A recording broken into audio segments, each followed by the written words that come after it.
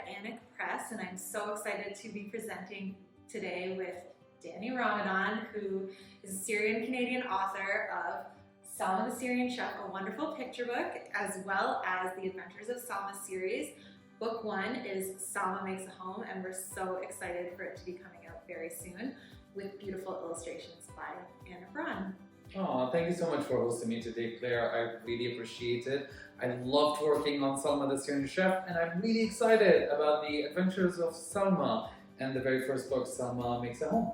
Me too, I'm so excited. I got the great privilege of working with Danny on Salma the Syrian Chef and on this book and this series right from day one. So it's so exciting to get to see them come to life as books and soon to be in your hands.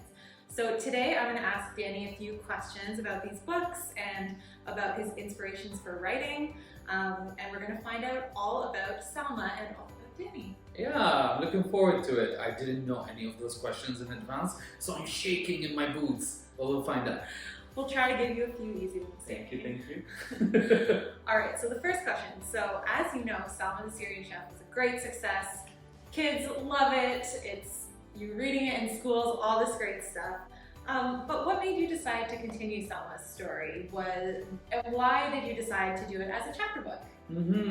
I think I was quite surprised to see how much you folks loved Salma the Syrian Chef.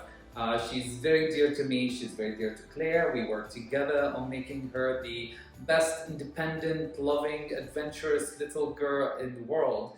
And now I thought maybe I'll get her to be a bit older, grows older with you folks as you're growing older, and finding her own ways in the world. She is a Syrian refugee who found her way here to Canada, and I think that there's a lot of adventures that awaits her.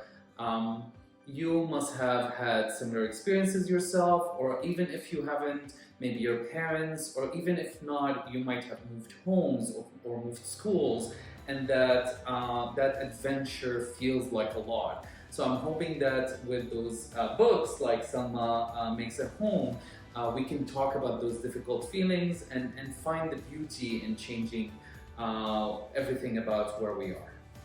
That's lovely. Thank you. Such a nice inspiration for continuing Salma's story. The story focuses a lot on what exactly makes a home. I mean, that's the title after all, Salma Makes a Home.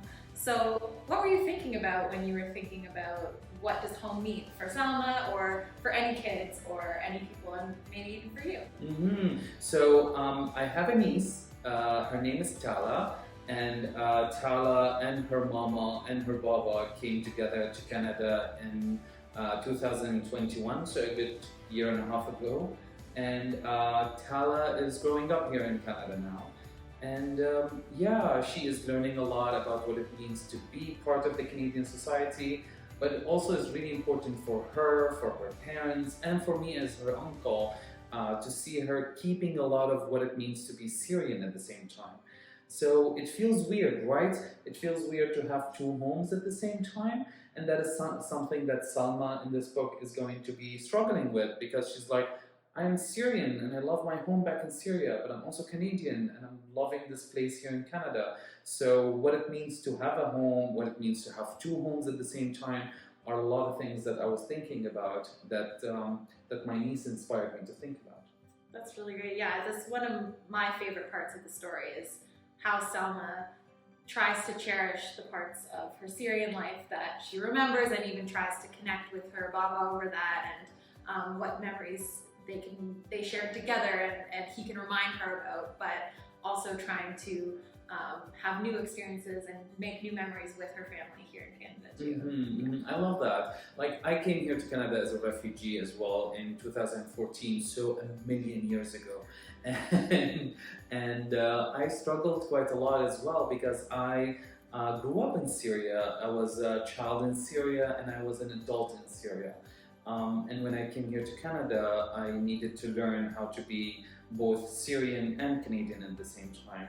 And that is something that I learned myself, and I find a lot of value in teaching that to my niece.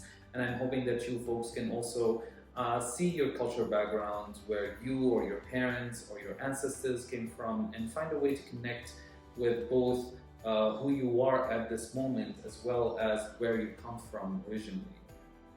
I love that so much. It's so lovely. I love all your answers.